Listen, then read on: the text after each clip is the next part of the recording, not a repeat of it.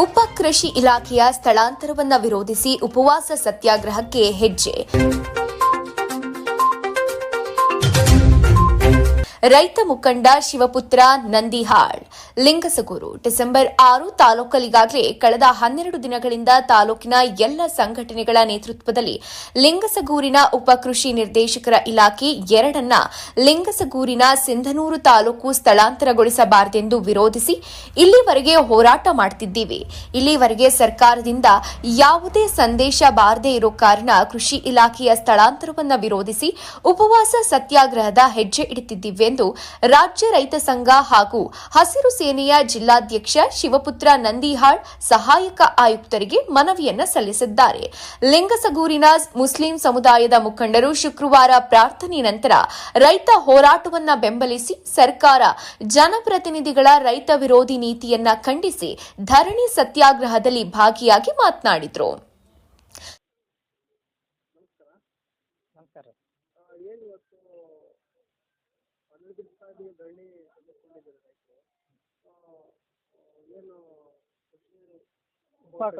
ಉಪ ಕೃಷಿ ನಿರ್ದೇಶಕರ ಇಲಾಖೆ ಇಲ್ಲಿಗೆ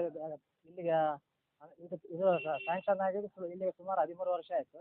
ಈ ಕಳೆದ ವರ್ಷ ಆಗಸ್ಟ್ 19/8/2024 ಏಕಾಏಕಿ ಕೃಷಿ ಇಲಾಖೆಯವರ ಬೇಜವಾಬ್ದಾರಿತನದಿಂದ ಅಲ್ಲಿ ತಪ್ಪು ಸಂದೇಶ ಕೊಟ್ಟು, ಅಂದ್ರೆ ಏನಂದ್ರೆ ಕೃಷಿ ಭೂಮಿ ನಮ್ದೇ ಜಾಸ್ತಿ ಐತಿ, ಮತ್ತು ಲಿಂಗಸೂರಿಗೆ ಸಿನ್ನೂರಿಗೆ 90 ಕಿಲೋಮೀಟರ್ ಅಂತರ ಐತಿ, ಮತ್ತು ರಾಯಚೂರಿಗೆ ಲಿಂಗಸೂರು ಸಮೀಪ ಆಗುತ್ತೆ, ಹಂಗಾಗಿ ಅಲ್ಲಿ ಇಲಾಖೆ ನಮಗೆ ಬೇಕಂತೇಳಿ ಈ ಇಲಾಖೆನ ಅಲ್ಲಿ ತಗೊಂಡೋದ್ರು. ಅದು ಆದೇಶ ಮಾಡಿದ್ರು. ಆ ಸಂದರ್ಭದಲ್ಲಿ ಅದು ನಮಗೆ ಗೊತ್ತಾಗಿ ಆವಾಗ ಸೆಪ್ಟೆಂಬರ್ ತಿಂಗಳಲ್ಲಿ ಒಂದು ಹೋರಾಟ ಹಮ್ಮಿಕೊಂಡಿದ್ವಿ, ಎಲ್ಲ ಲಿಂಗಸೂರು ಅಭಿವೃದ್ಧಿ ಹೋರಾಟ ಸಮಿತಿ ಅಂತೇಳಿ. ಆ ಹೋರಾಟಕ್ಕೆ ಮಾಡಿದ್ದು ಇಲ್ಲಿ ತನ ಅಂದರೆ 11/7/2025 ತನ ತಡೆ ಹಿಡಿದ್ರು. ಮತ್ತೆ ಈಗ 11/7/2025 ಮತ್ತೊಂದು ಆದೇಶ ಮಾಡಿದ್ರು, ಶೀಘ್ರವೇ ಸ್ಥಳಾಂತರ ಮಾಡಿರಿ ಅಂತೇಳಿ. ಅದು ನಮ್ಮ ಗಮನಕ್ಕೆ ಬಂದಾಗ ನಾವು ಹೋರಾಟನ ಈ ಸುಮಾರು 24ನೇ ತಾರೀಕಿನಿಂದ ನಿರಂತರ ಹೋರಾಟ, ಇವತ್ತಿಗೆ 12ನೇ ದಿವಸ ಆಯಿತು. ಇದನ್ನ ಹಂಗೆ ನಿರಂತರಗೊಳಿಸಿ ಇಲ್ಲಿವರೆಗೆ ಯಾವುದೇ ಅಧಿಕಾರಿಗಳು ಸ್ಪಂದನೆ ಕೊಟ್ಟಿಲ್ಲ. ಸ್ಪಂದನೆ ಕೊಟ್ಟರೆ ಅಂದ್ರೆ ಮನವಿ ತಗೊಂಡು ಹೋಗ್ಯಾರ, ಕಳಿಸ್ಯಾರ, ಮುಗೀತು. ಇಷ್ಟೊತ್ತಾದ್ರೂ ಸಹಿತ ಒಬ್ಬರು ಏನೋ ಒಂದು ಉತ್ತರ ತಗೊಂಬರಕ್ಕೆ ಇದಿಲ್ಲ. ಹಾಗಾಗಿ ನಾವು ಮುಂದಿನ ದಿನಗಳಲ್ಲಿ ಉಪವಾಸ ಸತ್ಯಾಗ್ರಹಕ್ಕೆ ಮಾಡ್ಬೇಕಂತ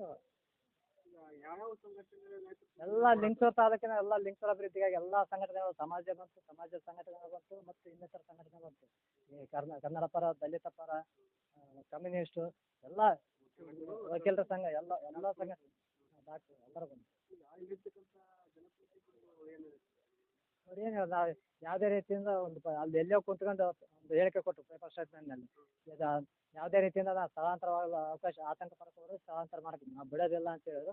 ಆದರೆ ಇವತ್ತಿನವರೆಗೆ ಅಲ್ಲಿ ಬೆನ್ನ ಹತ್ತಕ್ಕೆ ಅಲ್ಲೇನು ವಿಧಾನಸೌಧದಲ್ಲಿ ಅಲ್ಲಿ ಮಾತಾಡ್ಸೋಕ್ಕೆ ತಯಾರಿಲ್ಲ.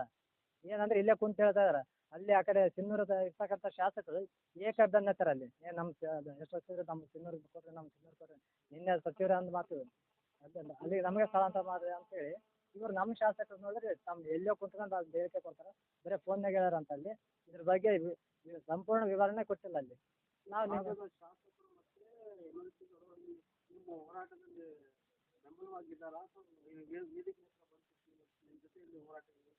ಬೆಂಬಲ ಕೊಡ್ತೀವಿ ಅಂತ ಹೇಳಿದ್ರೆ ಬಂದಾರ, ಎಲ್ಲರ ಬೆಂಬಲ ಕೊಡ್ತೀವಿ ಅಂತೇಳಿ ತಮ್ಮ ಮನೆಗೆ ಆರಾಮ್ ಕೊಡ್ತಾರೆ. ಬಂದಿದ್ರು, ಬೆಂಬಲ ಕೊಟ್ಟಾರ. ಅಲ್ಲ, ಶಾಸಕರು ಬಂದಿಲ್ಲ, ಮಾಜಿ ಶಾಸಕರು ಮತ್ತು ಮಾಜಿ ಸಚಿವರು ಬಂದಿದ್ರು ಈ ಸ್ಥಳಕ್ಕೆ. ಮತ್ತು BJP ಜಿಲ್ಲಾಧ್ಯಕ್ಷರು ಅವ್ರು ಬಂದಿದ್ರು, ಅವ್ರ ಕಡೆಯಿಂದ ಅಷ್ಟು ಹೇಳಿದ್ರು. ಕುಂತ್ಬಿಟ್ರು. ನಾವು ಎಷ್ಟು ಜನ ಕೂತಾರಪ್ಪ ಕುಂತೀವಿ ಅಂತಂದ್ರೆ ಹೋದ್ರು. ಇಲ್ಲ, ಇದನ್ನೇನಾದರೂ ಇವತ್ತು ಸಂಜೆ 4-5 ಗಂಟೆ ಒಳಗೆ 6 ಗಂಟೆ ಒಳಗೆ ಕೊಡಲಿಲ್ಲ ಅಂದರೆ, ಉತ್ತರ ಕೊಡಲಿಲ್ಲ ಅಂದರೆ ನಾಳೆಯಿಂದ ಹೋರಾಟದ ಉಪವಾಸ ಸತ್ಯಾಗ್ರಹ ಪ್ರಾರಂಭ ಆಗುತ್ತೆ. ಅದೇ ರೀತಿ ಮುಂದಿನ ದಿನ ಸೋಮವಾರಕ್ಕೆ ಮತ್ತೊಂದು ಹೋರಾಟ, ಹಂಗೆ ಇದು ಉಪವಾಸ ನಿರಂತರ ಇರುತ್ತೆ. ಮತ್ತು ಎಲ್ಲ ಲಿಂಗಸೂರು ತಾಲೂಕಿನ ಅಭಿವೃದ್ಧಿ ಜನರಿಗೆಲ್ಲ ಕರೆ ಕೊಡ್ತೀವಿ. ಶಿವಪುತ್ರಗೌಡ ನಂದೆ, ರೈತ ಸಂಘ ಜಿಲ್ಲಾಧ್ಯಕ್ಷ. ಸರ್, ಈಗಾಗಲೇ ಲಿಂಗಸೂರು ತಾಲೂಕು ಅಭಿವೃದ್ಧಿ ಹೋರಾಟ ಸಮಿತಿ 2024ರಲ್ಲಿ ಕೃಷಿ ಆಫೀಸ್ ಸ್ಥಳಾಂತರ ಆಗೋದನ್ನು ವಿರೋಧಿಸಿ ಖಂಡಿಸಿ ಹೋರಾಟ ಪ್ರತಿಭಟನೆ ಮಾಡಿತ್ತು. ಆ ಪ್ರತಿಭಟನೆ ಸ್ವರೂಪವಾಗಿ 1 ವರ್ಷ ತಾತ್ಕಾಲಿಕವಾಗಿ ಅದನ್ನ ಆದೇಶವನ್ನು ರದ್ದುಗೊಳಿಸಿದ್ರು. ಮತ್ತೆ ಏಕೈಕಿ 2025ರಲ್ಲಿ ಈ ಸ್ಥಳಾಂತರ ಆಗೋಕ್ಕೆ ಆದೇಶ ಮಾಡಿದ್ದಾರೆ. ಇದನ್ನು ನಾವು ಏನು ಇವತ್ತು ನಮ್ಮ ಜಿಲ್ಲಾಧ್ಯಕ್ಷರಾದಂಥ ಶಿವಪುತ್ರಗೌಡರ ಗಮನಕ್ಕೆ ಏನು ಬಂತು, ಆ ವಿಚಾರಯುತವಾಗಿ ಇವತ್ತು ಏನು ಇಲ್ಲಿ ಕೃಷಿ ಆಫೀಸ್ನಲ್ಲಿ ಹೋರಾಟವನ್ನು ಹಮ್ಮಿಕೊಂಡಿದ್ದಾರೆ. 24ನೇ ತಾರೀಕಿನಿಂದ ಹೋರಾಟ ಹಮ್ಮಿಕೊಂಡಿದ್ದಾರೆ. ಇವತ್ತಿಗೆ ಹೋರಾಟ ಹಾಕ್ಕೊಂಡು 12 ದಿನ ಆಯಿತು. ಇದುವರೆಗೆ ಯಾವುದೇ ಒಂದು ನಮಗೆ ಭರವಸೆ ಬಂದಿಲ್ಲ.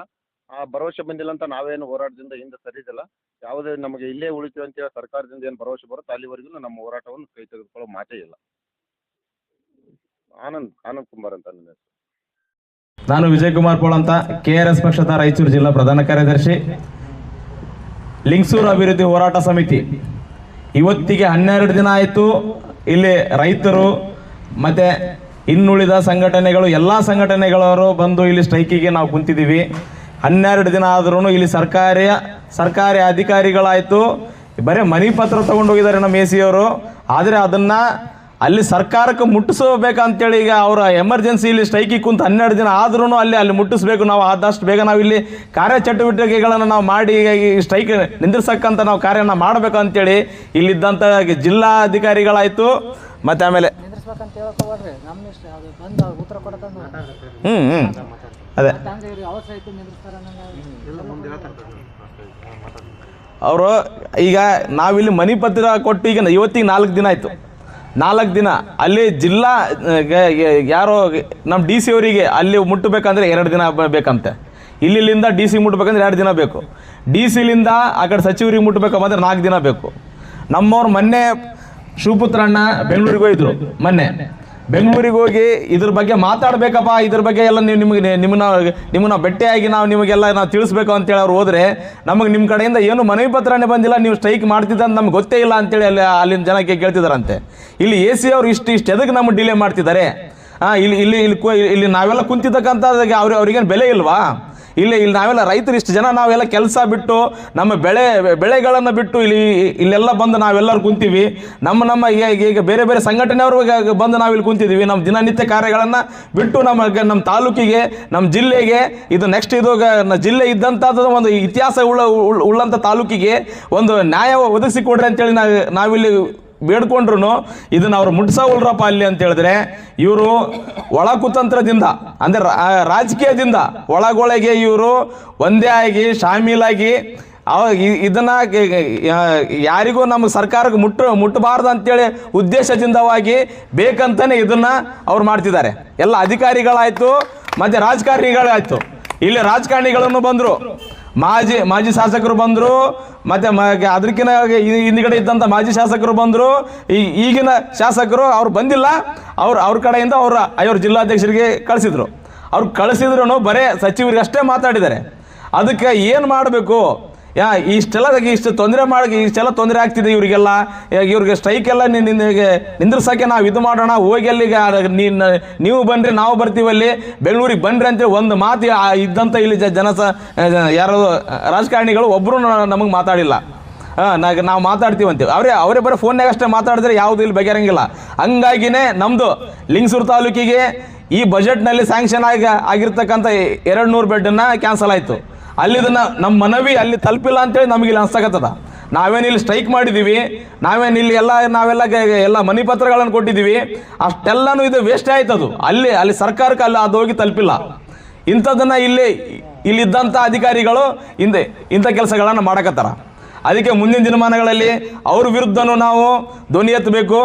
ಅವರಿಗೆ ನಮ್ಮ ಏನು ವಿಷಯಗಳಿರ್ತವೆ ಮೇಲ್ಗಡೆ ಮುಟ್ಸಕ್ಕಂಥ ಅವ್ರ ಕಾರ್ಯನ ಮಾಡಲೇಬೇಕು. ಅವ್ರು ಮಾಡಲಿಲ್ಲಪ್ಪ ಅಂದರೆ ಅವರು ಏಕಪಕ್ಷವಾಗಿ ಅವರು ಆ ಕಡೆ ಸೈಡೇ ಅವರು ಒಲು ತೋರ್ಸಕತ್ತಾರ ಅಂತೇಳಿ ನಮಗೆ ಇಲ್ಲಿ ಅನ್ಸಕತ್ತದ. ಅದಕ್ಕೆ ಮುಂದಿನ ದಿನಮಾನಗಳಲ್ಲಿ ಈಗ ನಾಳೆಯಿಂದ ನಾವು ಉಪವಾಸ ಸತ್ಯಾಗ್ರಹನ ನಾವಿಲ್ಲಿ ಹಮ್ಮಿಕೊಂಡಿದ್ದೀವಿ. ಎಲ್ಲ ಸಂಘಟನೆಯವರು ಒಂದೊಂದು ದಿನ ಬಂದು ತಮ್ಮ ಬೆಂಬಲ ಸೂಚಿಸ್ಬೇಕಂತೇಳಿ ನಾವೆಲ್ಲ ಅವ್ರ ಹತ್ರ ನಾವು ಕೇಳ್ಕೊಳಕತ್ತೀವಿ. ಇದು ನಮ್ಮ ಹಕ್ಕಿಗೆ ನಾವೇನಾದರೂ ಹೋರಾಟ ಮಾಡಲಿಲ್ಲಪ್ಪ ಅಂತೇಳಿದ್ರೆ ಮುಂದಿನ ದಿನಮಾನಗಳಲ್ಲಿ ನಾವು ಇಲ್ಲಿ ಲಿಂಗಸೂರು ತಾಲೂಕಲ್ಲ ಹೋಬಳಿಯಾಗಿ ಉಳಿಯೋದು ಸತ್ಯ ಅಂತೇಳಿ ನಾನಂತೂ ಇದನ್ನು ಹೇಳ್ತಾ ಇದ್ದೀನಿ. ಮತ್ತು ಇಲ್ಲಿನ ರಾಜಕಾರಣಿಗಳಿಗೆ ನೀವೆಲ್ಲ ನೋಡಿಕೊಂಡು ಈಗೆಲ್ಲ ನೀವು ಸ್ಟ್ರೈಕ್ ಮಾಡ್ತೀರಿ ಆಯಿತು. ಈಗ ಎಲೆಕ್ಷನ್ಗಳಲ್ಲಿ ನೀವು ನೋಡಿದಿರಿ, ಅವ್ರು ನಿಮ್ಮ ಪಕ್ಷಕ್ಕೆ ನೀವೆಲ್ಲ ಸಪೋರ್ಟ್ ಮಾಡ್ತೀರಿ, ನೀವೆಲ್ಲ ಇದು ಮಾಡ್ತೀರಿ, ಅವ್ರು ಬರಲಿ ಇವ್ರು ಬರಲಿ ಅಂತ ಹೇಳ್ತೀರಿ. ಆಮೇಲೆ 5 ವರ್ಷ ಈ ಥರ ಬಂದು ಸ್ಟ್ರೈಕಿಗೆ ಕೂಡ್ತೀರಿ. ಅದು ಎದಕ್ಕೆ ಬೇಕು? ಫಸ್ಟ್ ನೀವು ಓಟ್ ಹಾಕೋ ಮುಂದೆ ನೀವು ನೋಡ್ಕೊರಿ ಯಾರು ನಮಗೆ ಕರೆಕ್ಟಾಗಿ ನಮ್ಮ ತಾಲೂಕಿಗೆ ನ್ಯಾಯ ಒದಗಿಸಿ ಕೊಡ್ತಾರೆ, ಯಾರು ನಮ್ಮ ತಾಲೂಕು ಅಭಿವೃದ್ಧಿ ಮಾಡ್ತಾರೆ ಅಂತೇಳಿ ನೋಡಿ ಅವ್ರಿಗೆ ಓಟ್ ಹಾಕಿ ಅಂತೇಳಿ ನಾನು ಅಷ್ಟು ತಿಳ್ಕೊತೇನೆ. ನಾನು ಅಷ್ಟು ನಿಮಗೆಲ್ಲರೂ ಕೇಳ್ಕೊತಾ ಇದ್ದೇನೆ. ಧನ್ಯವಾದಗಳು. ದಿನಾಂಕ 6/12/2025 ಲಿಂಗಸಗೂರು ಅಭಿವೃದ್ಧಿ ಸಮಿತಿಗೆ ಬೆಂಬಲವಾಗಿ ಕರ್ನಾಟಕ ರಾಜ್ಯ ರೈತ ಸಂಘ ಹಸಿರು ಸೇನೆ ರಾಯಚೂರು ಜಿಲ್ಲಾ ಘಟಕದ ನಮ್ಮ ಕಾರ್ಯಕರ್ತರು ಉಪವಾಸ ಸತ್ಯಾಗ್ರಹ ಮಾಡೋ ಮೂಲಕ ಬೆಂಬಲ ಸೂಚಿಸುತ್ತಿದ್ದಾರೆ. ಈ ಉಪವಾಸ ಸತ್ಯಾಗ್ರಹದಲ್ಲಿ ನಮ್ಮ ಕಾರ್ಯಕರ್ತರಿಗೆ ಏನಾದರೂ ತೊಂದರೆ ಉಂಟಾದರೆ ಇದಕ್ಕೆ ಸರ್ಕಾರವೇ ನೇರ ಹೊಣೆಯಾಗುತ್ತೆ ಎಂದು ತಿಳಿಸಿದರು. ಈ ಸಂದರ್ಭದಲ್ಲಿ ಮುಸ್ಲಿಂ ಸಮುದಾಯದ ಮುಖಂಡರು ಶಿವಪುತ್ರ ನಂದಿಹಾಳ್, ವಿಜಯ್ ಕುಮಾರ್ ಪೋಳ್, ಬಸವರಾಜ್ ಸೇರಿದಂತೆ ಇನ್ನಿತರು ಭಾಗಿಯಾಗಿದ್ದರು.